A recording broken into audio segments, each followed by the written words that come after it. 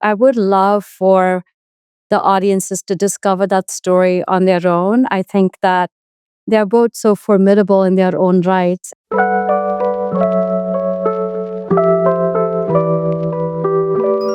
Hi, and welcome to Creative Crush, a podcast in which CMOs step from behind the brand and talk about the creative work that they keep returning to.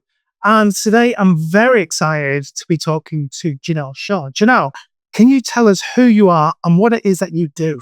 I'm Jinal Shah. I am the Chief Customer and Marketing Officer at Zip. I am mother to a young 4-year-old. I'm a sister, I'm a wife. What I do is balance the multitudes of my responsibilities and my identities in a day. Can you tell us a little bit about Zip? Yeah, Zip is a digital financial services organization. We are one of the fastest growing buy now pay laters in the US. I've been with Zip for about 5 years now and had the pleasure of helping see the periods of intense hypergrowth and transformation at the organization. Well, as I said earlier, this is an opportunity for CMOs to talk about the creative work that they just keep coming back to, they fall in love with. Do you want to tell us who we're going to be talking about today, or what we're going to be talking about today? Yeah, what inspires me are things that are adjacent and oblique to our industry, things that really get me as a human inspired and thinking differently. So when you asked me the question of who my creative crush is, two names came to my mind immediately, and they happen to be married to each other. So Jon Batiste and Suleika Jaouad. One's a writer, the other's a musician, and I've been following them and their art and their careers for years. My first day of chemo, his 11 Grammy nominations were announced. I won the biggest prize in music, come home, she's back in the hospital. This is what we're dealing with. Both of them are absolutely incredible, and as a couple, their story is something else for anyone who doesn't know. Before we jump into that, I just want to take you right the way back to the beginning. Can you remember the very first time either of them came to your attention? Yes, I remember the very first time individually each of them came to my attention, and then how I, followed the journey. I think Jon Batiste, he was in my awareness because he was one of the musicians on, I believe it was The Late Show with Stephen Colbert. But I think what put him firmly in my radar was the movie Soul.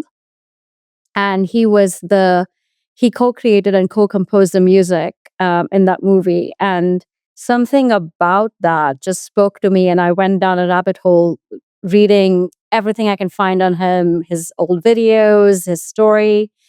And Suleika, I can't actually even put my finger on it. I love her writing. She has a newsletter called the Isolation Journals, and I've been a subscriber for years. She came in my orbit through her newsletter, and that's sort of how I discovered them and discovered their relationship and just the wonderful communion that they share and their art shares with each other. I think it's really interesting. I love hearing people's experience of discovery. They discover someone, there's something that captures their attention, and then there's something else that makes them go down that rabbit hole. So I love that there was a very specific point where you'd see this film and you're like, okay, I'm definitely going in deeper here, or I'm definitely subscribing to this newsletter now. I love to know what that tipping point. And there was a really when Jon Batiste won his Grammy for the best album, because he won a lot of Grammys, but for the best album, he did this incredible speech, and I've written it down as a quote because it's everything that this podcast is about to me. He says, so he won best album, and he says, there is no best musician, there is no best album, there is no best whatever. The creative act is subjective, and they can reach people at a point in their lives when they need it most. It's like they have a radar.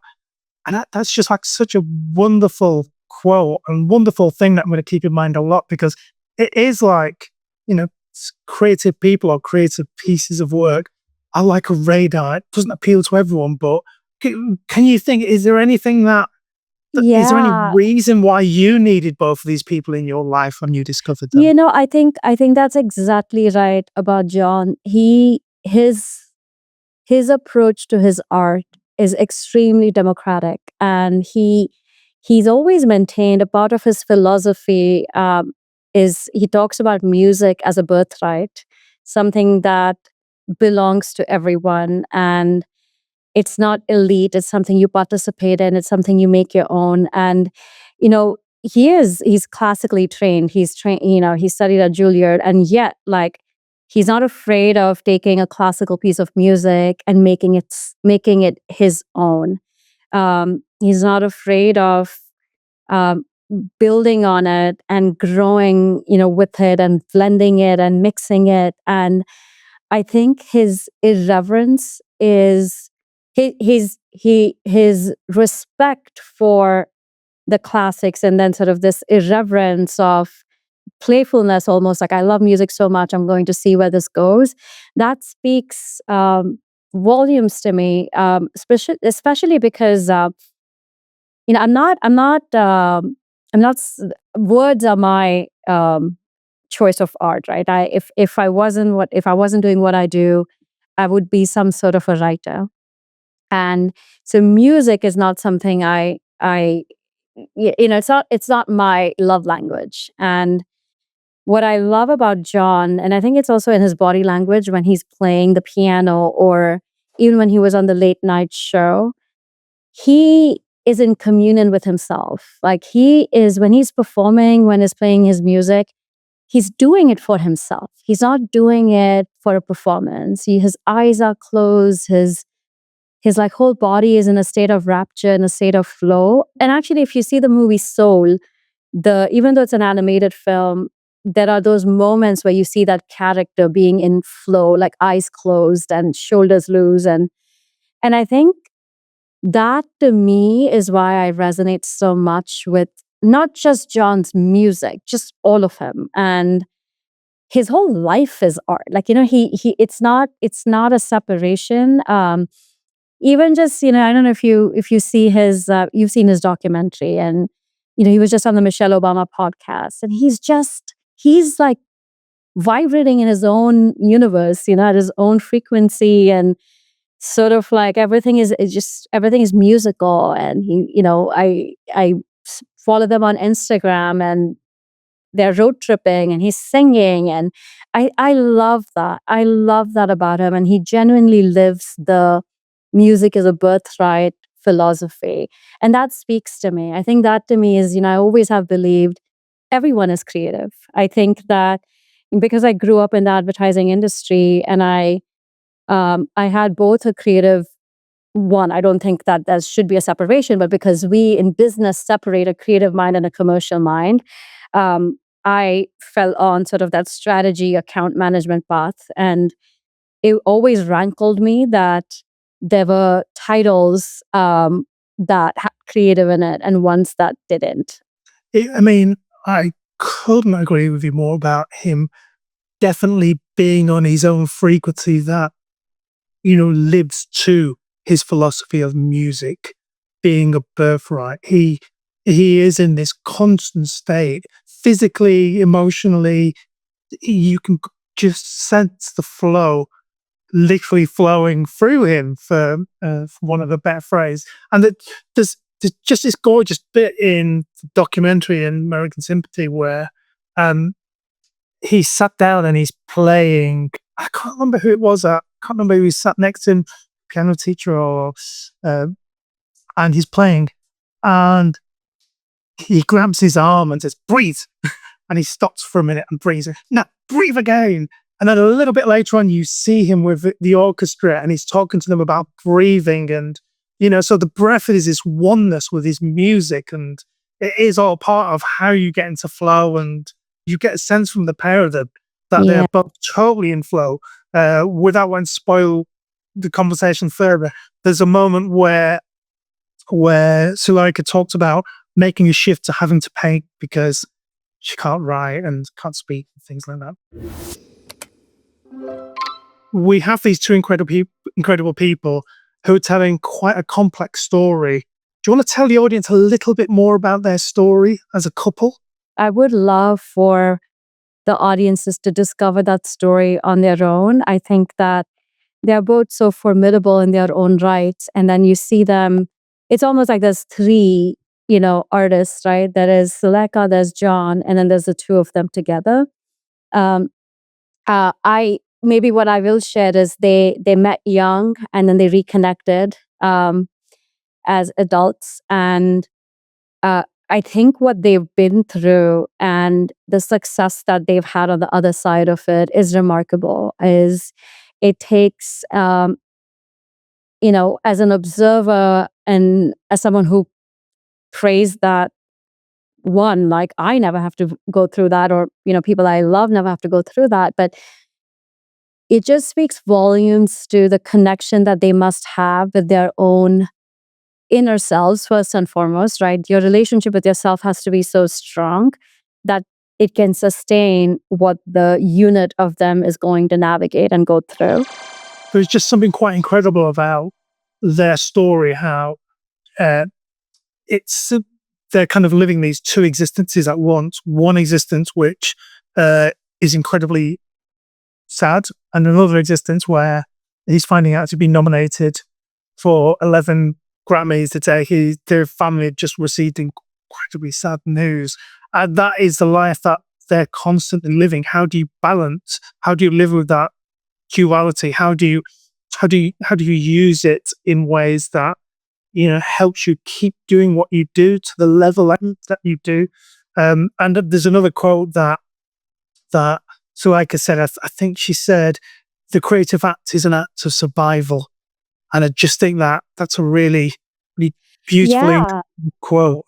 I think for your audiences, just so they have some context, the way Suleika shot to literary fame, I guess, is it's her book Beyond Two Kingdoms, and she penned it as a young 20-year-old who was battling cancer, leukemia, and literally there was a before and after in her life at that point. I think for me, what really stands out is for both of them the capacity to create when your life is hanging in that balance, right? And I think that is what is actually so unbelievable and almost unbearable about each of them and their story together. I think, it takes special kind of fortitude to be so in touch with yourself that you're driven, like you said, it's a survival, right? You're driven to create because that is the only way through it. And that's where when Suleika didn't have words, she found art. And then when she, when that ran out, she found words from other people, which I think is so beautiful. Her new book, which I devoured, and that is my sort of go-to present to anyone who I think will appreciate or needs a nudge to start journaling. Her new book is called The Book of Alchemy. And it is short essays from artists and creators and musicians and people she admires and people who are her friends. It's short essays on journaling. And it is, to me, that's also like her writing is not just about her voice. Like she brings in this pastiche of other voices to prompt her readers to see the world differently. We took the one a little bit earlier about the challenge of living this duality of creating against the backdrop of challenge. Do you find yourself using challenge to help you in a creative sphere at work in any way? I think Jon gave me words to articulate this, right? Like in one of his interviews, a recent one, both of them, I think it was with Michelle Obama, they talk about caregiving. And he, in addition to being a spouse for majority of their relationship, he's also been her caregiver, as she battled through, I think, multiple bouts of cancer. And he talks about how essential, it was to make sure that his cup was full if he was going to be caring for her. And he specifically talks about the importance of him continuing to do the work on his inner life and his creative and personal well-being. Because if your cup is not full, how are you going to navigate any challenge? Just leave alone, a life and death challenge. And I think that that's the crux of it, right? Like whatever challenge, whether it's at work, whether it's in life, like it's so important that your cup is continuously full creatively and physically, right? Like the movement that needs somatic, right? Like that's what they call this, the your body just knowing and building that muscle memory of how to move through challenge. I think that is actually equally important. So to me, there's rituals that I have that are absolutely like sacred to me that help me harness these challenges in a way that I just double down and dig deeper in my inner life. And my inner life, the richness of it comes from what I expose it to continuously, the reading, the art, the stories, so it is a very two-way relationship. Is there any of those rituals that you can talk about? Are you prepared to talk about or anything? I'm Yeah, fascinated by. yes, my number one, and look, I'm very realistic as well about how many rituals. And I always am amazed when you see those like executive a day in the life, and I was like, how are you, all of you, waking up at 5 every day and hitting the gym at 6, and there's no room for like the messiness of life in between, which is amazing if that is indeed true. That is not my life. My life is very much uh gosh, like I had a late night last night working on something, so my morning's going to be at a different rhythm. Or my 4-year-old has decided to wake up wanting lollipop for breakfast, and it is like the modalities are so different for me. My sacred ritual is every Monday morning, rain or shine, without a doubt, like I start my week journaling. And I have a beautiful coffee shop close to where I live. It's actually a coffee shop and a florist, because I realized that there's something about the combination of the two. Just the ambient sound of watching a florist like at her art, right? Like she's pruning the flowers, she's sprinkling water, she's tending to them. And the ambient sounds of like the barista like doing what he does. And there is just something so ordinary and so beautiful in that setting, that for me, that is my absolute, like, cannot mess with that. My 1 hour, that's how I start the week. I do continue journaling throughout the week, but to me, that sacred space and the time and the repetition of it is just unbelievably important. And then there's other small things, right? Like I have a standing coffee date with a friend once a month. I have these other things that sort of bring you, it's almost like a connected story where you pick up from where you leave behind. And I think those connective chapters are equally important, because you see how you're growing through someone else's eyes, and they get to see how they are growing through your eyes. So I think, and same thing with journaling. It just the art of like physically writing down, it just helps you process and integrate what you've learned a lot faster. Can I ask you to imagine a situation? You're in your coffee shop and someone sits next to you and they talk to you, and you might not want to talk to you because you might be in flow or whatever. And they ask you, what are you reading? And you might be reading, you might be listening to Jon's music or reading a book or something. And you have to sell the pair of them to this person, or either of them. You have to, we've talked for half an hour and we've really noodled, but you've literally got a couple of seconds. How are you talking about these two to sell them? What is the line or two that you're going to use to make that person go away and buy the album or stream it or buy the book or whatever? I mean, would you really do that to a stranger? Let me ask you that. Do you know what? I would, simply because I tend to caveat things with I'm a little bit weird, so you might not like this.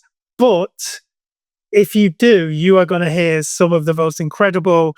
My favorite band is a band called Prefab Sprout. They're an 80s, really idiosyncratic band. Not a lot of people like them, and I don't expect people to like them. But what I generally tend to say to people is that if these do catch a hook in you, you're going to find one of the most unusual but brilliant songwriters that you never knew existed. Because I just want people to Yeah. love people that I like. But I know it's a really hard sell sometimes. Yeah. No, this is a really good question because, you got me thinking. I have no qualms on sharing with someone what I'm reading. And if they ask why I'm reading it. But, I have come to believe this, that things have to find you when you're ready for them. It's just, it just is the universal truth, even with advice, or there's things that, my exec coach may say to me now, and that's happened, where I've had exec coaches say the same thing the same way in the past, but there's something about the right alchemy of my mind being open a certain way now, my aperture being broadened a certain way, and what I need in my life right now, that it just works. So I find that thing with recommendations too. I joke, but I have this essay that I'm trying to write, which is my daughter she's going through the phase where she knows everything, right? She's like, I already know it. So like, how do you know it? It's like, well, you just told me, so I already know it. But there's this like unbelievable confidence in how she knows everything. And I feel that the older I get, I don't know anything. And, it's a remarkable contrast to my 20s, where I think I did channel a bit of my daughter's, I know everything.